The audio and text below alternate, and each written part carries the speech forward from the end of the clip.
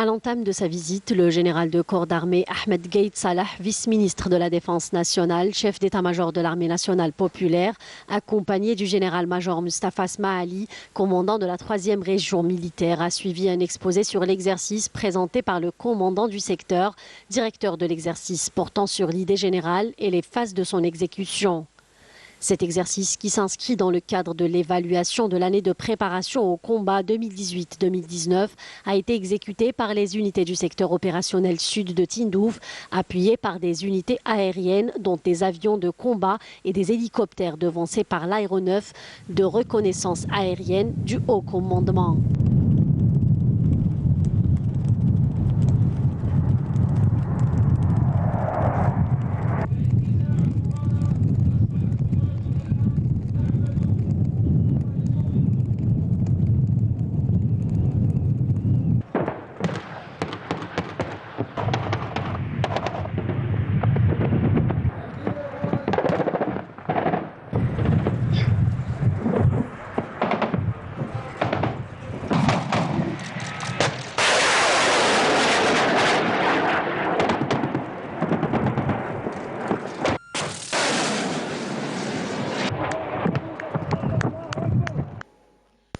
Un exercice tactique avec des munitions réelles qui vise à s'enquérir du niveau de disponibilité opérationnelle des unités de ce secteur, d'entraîner les commandants et les états-majors à la conduite des opérations et de développer leurs connaissances en matière de planification, de préparation, d'organisation et d'exécution et les mettre dans des conditions de combat quasi réelles. Au niveau du polygone de tir du secteur, le général de corps d'armée a suivi de près les actions de combat menées par les unités engagées. Des actions qui ont été marquées par un grand professionnalisme dans toutes les étapes et par un haut niveau tactique et opérationnel qui reflète la rigueur de planification et d'organisation.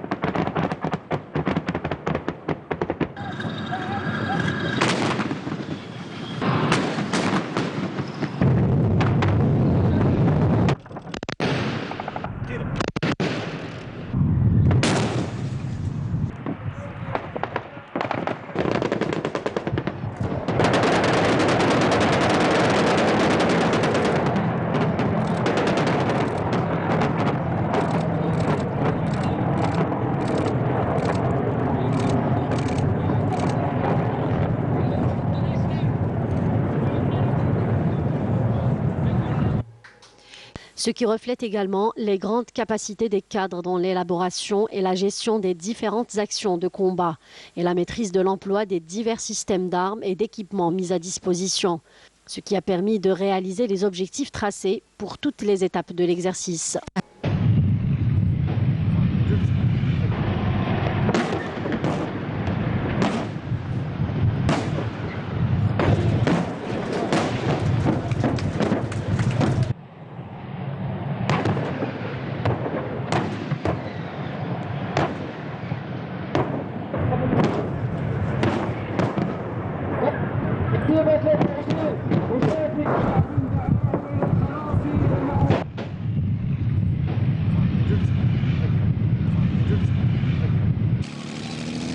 التمرين نفذ على مرحلتين حسب تغير المستجدات وتغير الموقف.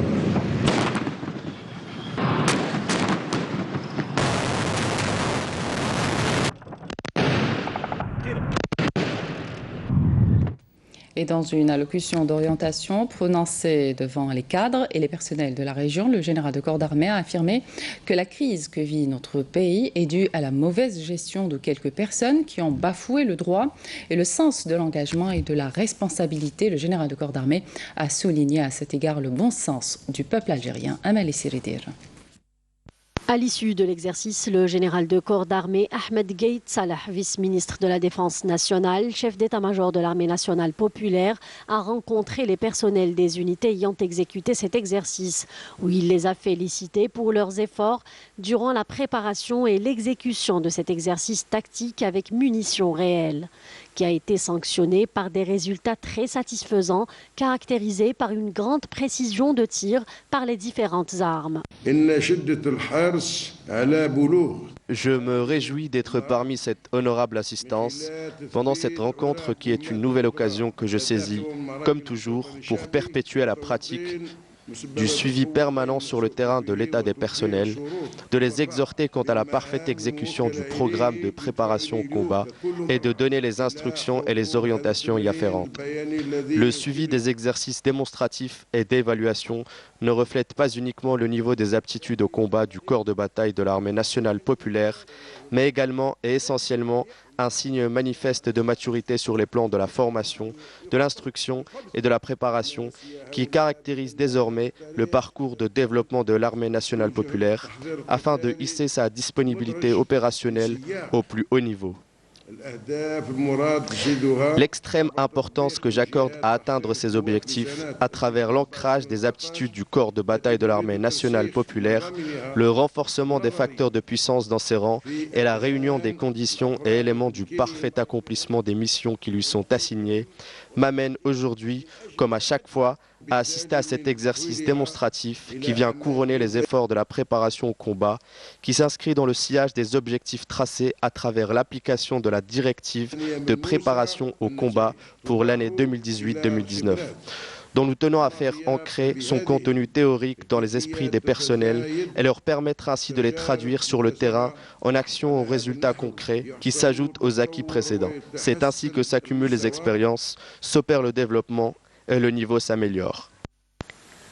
Lors de son allocution d'orientation prononcée hier devant les cadres et personnels de la région, le général de corps d'armée a souligné que tous les indices confirment que la crise économique que traverse notre pays est due en premier lieu à la mauvaise gestion de la part de quelques responsables qui ont bafoué le devoir et le sens de l'engagement et de la responsabilité dont ils sont tenus de porter le fardeau.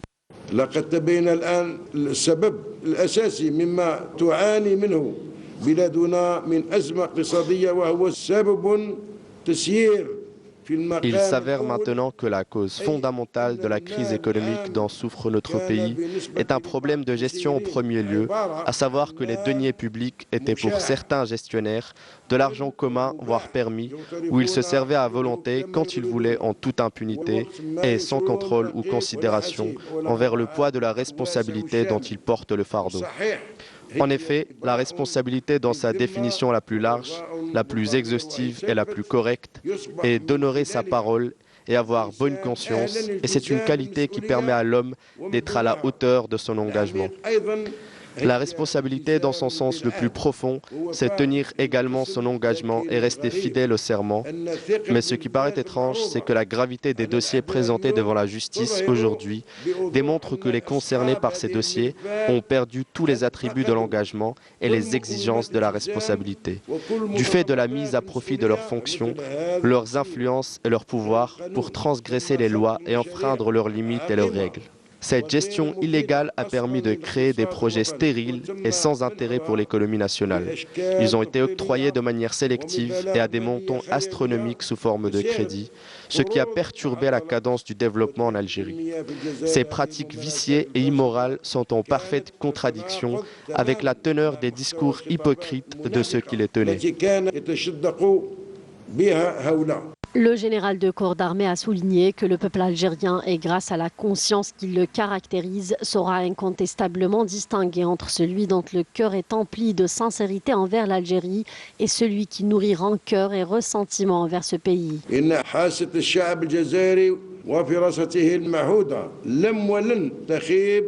Le bon sens du peuple algérien et sa perspicacité habituelle ne l'ont jamais déçu et ne le décevront point. Il saura pertinemment distinguer entre celui dont le cœur est empli de sincérité et celui qui nourrit rancœur et ressentiment vers ce pays.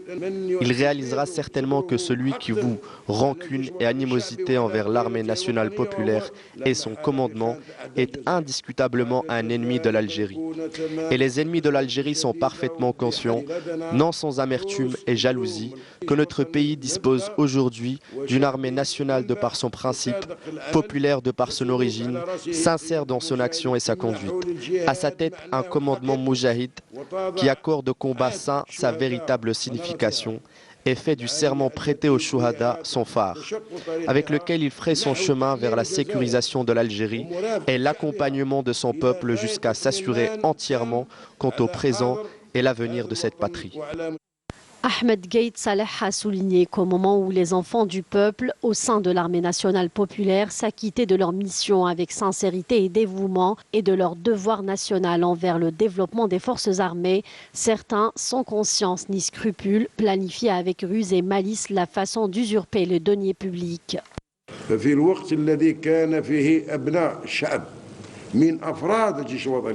Au moment où les enfants du peuple, au sein de l'armée nationale populaire, s'acquittaient de leur mission avec sincérité et dévouement et de leur devoir national au service du développement de la promotion des forces armées pour les hisser au plus haut degré de professionnalisme et leur permettre de protéger les frontières nationales avec tout ce qu'elles impliquent comme défi et continuer à relever avec succès l'enjeu de l'élimination définitive du fléau du terrorisme au nord du pays. Je disais qu'en ce moment précis où l'armée nationale populaire travaillait avec responsabilité, abnégation et désintéressement, certaines personnes dénuées de conscience et de scrupules planifiaient avec ruse la manière d'usurper les deniers publics, soit l'argent du peuple algérien. Là réside toute la différence entre celui qui agit avec dévouement et bonne intention et celui qui manigance avec malveillance. Ces derniers ont oublié que cette voie est courte, voire une impasse.